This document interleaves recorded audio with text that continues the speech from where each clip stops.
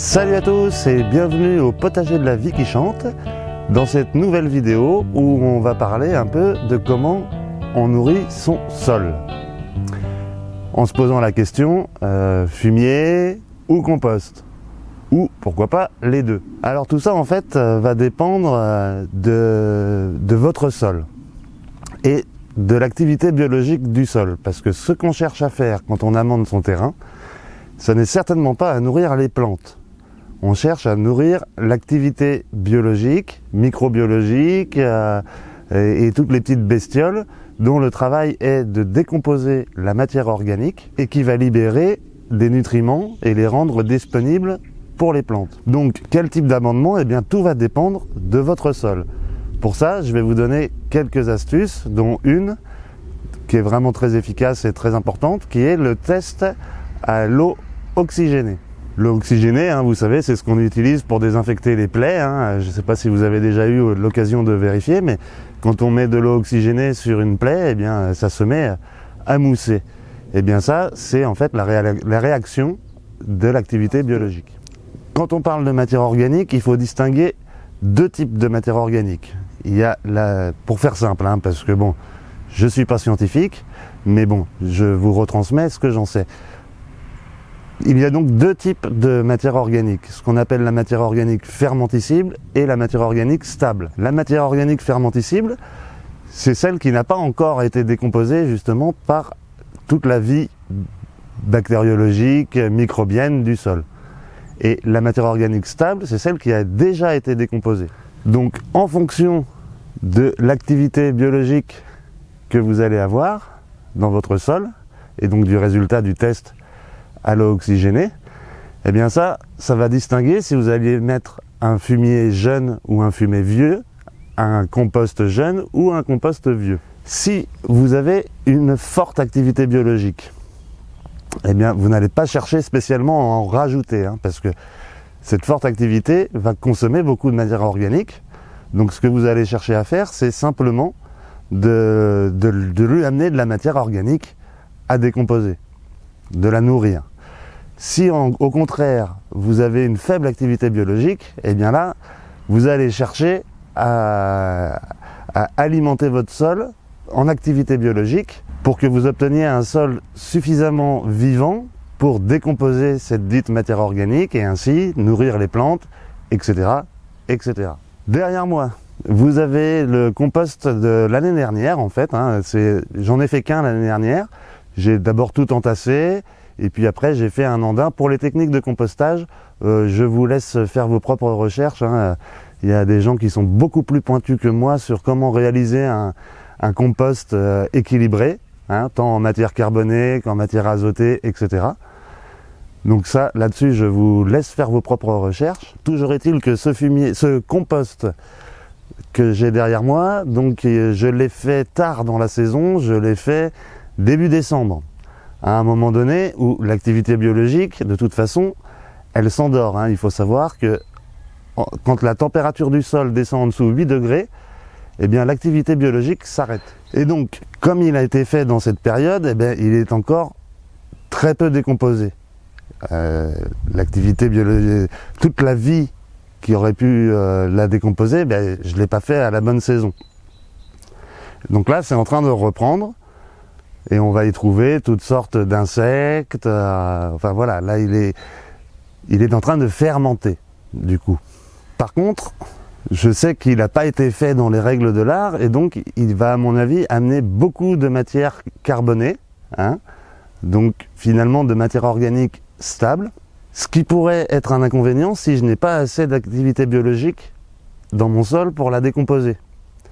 Ça va contribuer à saturer mon sol en matière organique et ça risque de faire redescendre le pH de mon sol. Ça va avoir tendance à l'acidifier. Si j'ai une activité biologique suffisante dans mon sol, eh bien, ce sera parfait. Je vais pouvoir le laisser se décomposer jusqu'à tant qu'il peut. Je vais pouvoir le laisser se décomposer jusqu'au bout. Et dans ce cas-là, j'aurai plus qu'à le mettre sur mon terrain. En revanche, si je n'ai pas d'activité biologique, eh bien ça va causer problème et c'est là où moi j'utilise donc un fumier de bovin jeune, qui lui est hyper riche en activité biologique et qui a en plus cet avantage, dans certaines limites, d'être très riche en azote. Un des inconvénients du fumier de bovin, c'est qu'il risque d'être plein de mauvaises graines, parce que le bovin, la vache ne digère pas les graines, à la différence du cheval. Donc c'est pour ça qu'on parle souvent du fumier de cheval, c'est pour ça c'est qu'il ne contient en général pas, voire ou très peu de mauvaises graines, donc c'est quand même pas négligeable. Comme je vous l'ai déjà dit, je cultive sur une surface réduite, au minimum. J'essaye d'intensifier au maximum ma production sur un petit espace. Pour ça, eh bien, il y a bien sûr les rotations de culture qui rentrent en jeu, mais il y a quand même beaucoup d'amendements à faire, parce que comme on arrive à faire 2 voire 3 cultures par an et par planche, forcément on exporte beaucoup de nutriments du sol, donc il nous faut nourrir tout ça, c'est indispensable. Sans quoi les productions vont chuter au fur et à mesure du temps. Un autre avantage du compost, c'est sa capacité de rétention en eau. On dit que le compost peut retenir 10 fois son poids en eau, donc ça devient quand même très intéressant à utiliser dans le sol, ne serait-ce que pour ça, mettre un peu de de compost au fond du trou de plantation de nos tomates par exemple, eh bien ça aidera à la rétention d'eau. Le fumier de vache est donc riche en azote, c'est pour ça qu'il faut quand même faire attention, parce que après on risque quand même d'avoir l'azote qui se transforme en nitrate, et bon, du coup c'est quand même pas forcément bon pour les nappes phréatiques. Ceci dit, il faut quand même pas exagérer, sur la surface d'un potager, c'est pas moi qui vais polluer la nappe phréatique, ça me paraît impossible. Vu les quantités que j'utilise, ça n'arrivera pas, ce ne sera pas de ma responsabilité en tout cas. Le fumier, une fois épandu, bon, il faut l'incorporer, comme le compost d'ailleurs, il faut les incorporer juste en surface du sol. La vie, vous inquiétez pas, va s'en occuper de remonter à la surface et de décomposer tout ça, et par exemple par les vers de terre, va s'occuper de l'envoyer en profondeur, et puis aussi, juste la pluie va envoyer tous les nutriments dans le fond du sol.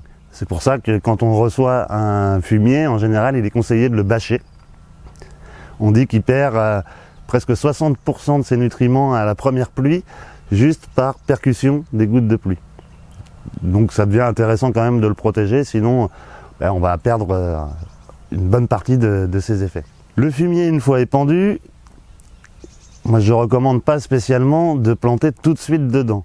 Je conseille quand même d'épandre son fumier et d'attendre une quinzaine de jours, justement, que le trop-plein d'azote se volatise, parce que sinon ça pourrait aussi être nocif pour les racines. Vous voyez bien, quand on fait un tas de pelouse, de tonte de pelouse sur l'herbe, ce qui brûle l'herbe, eh bien, c'est l'azote que ces tontes contiennent. Le compost, lui, qui en général contient quand même peu d'azote, eh bien, pour le coup, c'est très intéressant de le mettre juste avant la plantation pour profiter justement à fond de ses effets. Alors voilà, je pense que j'ai fait à peu près le tour des explications. Et bien maintenant, ce qu'on va faire, c'est que on va pratiquer donc ce test à l'eau oxygénée. On va le faire sur une planche qui a été amendée au fumier et sur une autre planche qui n'a pas été amendée.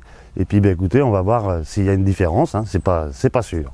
On va bien voir, même si bon, j'ai quand même une petite idée. Donc voilà, là on est sur une planche, vous voyez, qui a été bien amendée au fumier. Donc voilà, je vous explique comment ça se passe. Je prends une petite coupelle, je prends une poignée de terre plutôt en profondeur,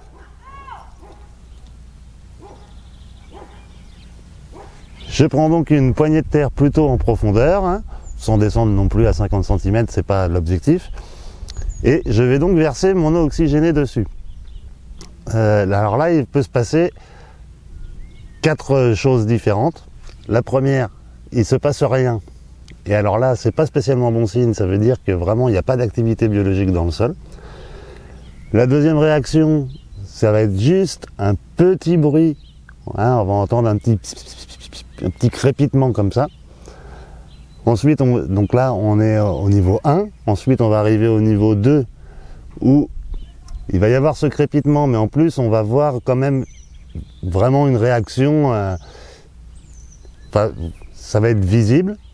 Et puis le niveau 3, eh bien, c'est carrément, ça va mousser beaucoup. Et là, vous êtes très riche en activité biologique. Donc, là, il faudra donner plutôt un vieux compost bien décomposé ou un vieux fumier d'1 voire 2 ans de décomposition. Alors c'est parti, je vous montre.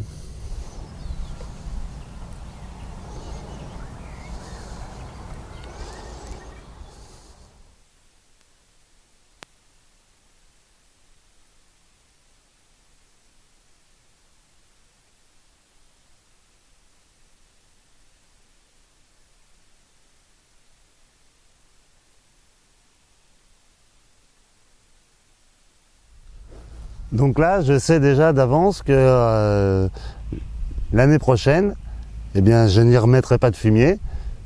J'y mettrai juste un peu de compost et des légumes un peu moins gourmands, parce que forcément, l'effet du fumier se sera un peu épuisé. Mais j'y mettrai juste du compost afin d'entretenir et d'alimenter et d'entretenir l'activité biologique du sol. Alors voici pour cette planche. Je vous propose maintenant de passer sur une autre planche juste derrière moi, qui elle n'a encore jamais été amendée. Donc on va voir ce que ça donne. Allez, c'est parti. Alors voilà, toujours le même procédé, hein. J'y vais à la main. Je vais à une quinzaine de centimètres. Je pose un peu de terre dans ma coupelle. Et dessus, j'y verse donc mon eau oxygénée. Alors là, je ne sais pas si on voit bien, on a quand même une réaction, mais quand même nettement moins impressionnante. Hein. Et on entend bien que ça crépite. Mais ben voilà, hein, on voit tout de suite la différence entre un apport de fumier et zéro apport. Mais bon, c'est quand même de la vie. Donc, écoutez...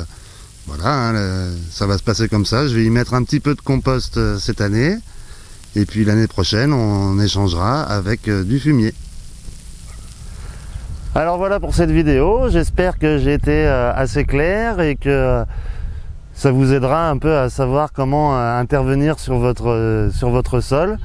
Et puis le nourrir en conséquence et en fonction d'eux. Et des résultats que vous obtiendrez suite à ce test à l'eau oxygénée. J'espère que cette vidéo vous aura plu. Si c'est le cas, n'hésitez pas à me le dire en commentaire. Si vous avez des questions, n'hésitez pas à les poser. Comme d'habitude, si vous voulez soutenir la chaîne, eh bien, un petit coup de pouce, ça fait toujours plaisir. N'oubliez pas de vous abonner, d'activer la cloche pour les notifications. Merci d'avance pour vos partages. Et puis on se retrouve bientôt pour de nouvelles vidéos. En attendant, restez à l'écoute. Il y a la vie qui chante. Allez, salut la bise!